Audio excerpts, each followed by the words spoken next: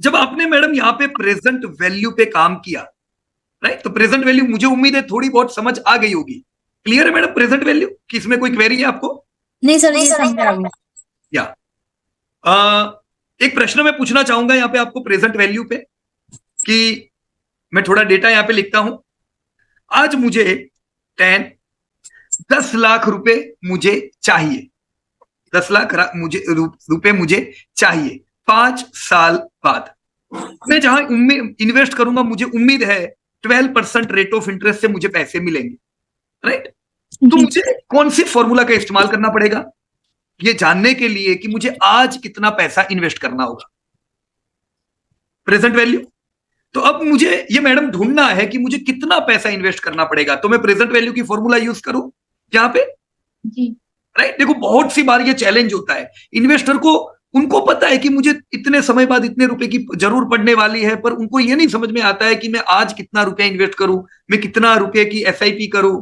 तो वो ये पीवी से ढूंढ सकते हैं, राइट। यहां मैं इज इक्वल टू पीवी करके मैंने किया, मैंने क्लिक किया, तो देखो मुझे यहाँ गाइडेंस भी मिल रहा है। तो जरूरी नहीं है याद रखो, राइट, कोई चीज को भी याद मत रखो, क्योंकि आप याद रखोगे थोड़ी मुश्किल होगी शुरुआत में, कि इसमें से ज्यादातर फॉर्मूला आपको ऑटोमेटिकली याद रहने वाली है, राइट।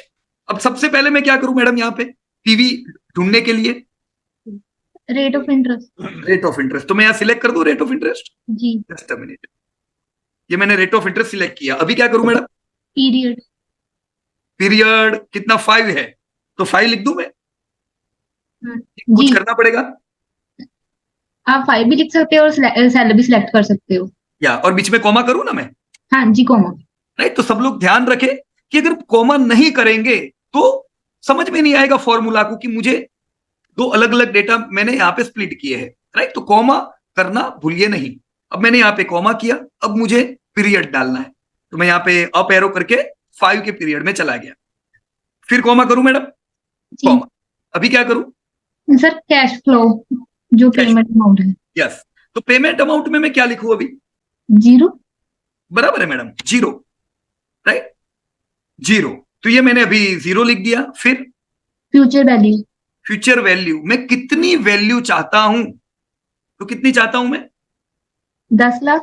10 लाख, तो मैं यहां पे 10 लाख पे आ गया, राइट, कॉमा 0। इवनिंग 0। जी हाँ। यहाँ 0 कर दिया हमने, 0। तो देखो ये जो हमने यहाँ पे डेटा किया सिमिलर दिख रहा है इससे, आप यहाँ पे दोनों मैच करोगे, जो हमारा डेटा है और जो इनके एग्जाम्पल में है, दोनों थोड़ा बहुत आपको सिमिलर दिखाई देगा, राइट।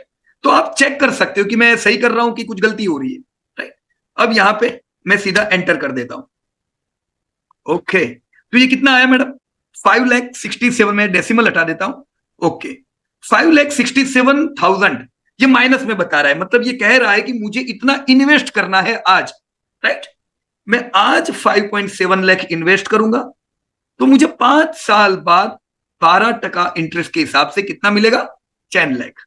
Clear madam? जी सर। राइट। तो ये सिंपल है कि बहुत कॉम्प्लिकेटेड है? नहीं सर, बिल्कुल सिंपल है। सिंपल है ना। तो ऐसे ये अलग अलग उदाहरण जब हम करेंगे तो हमें भी आइडिया मिलेगी कि यस हमें कितने रुपए इन्वेस्ट करने पड़ेंगे, बराबर ना? ग्रेट।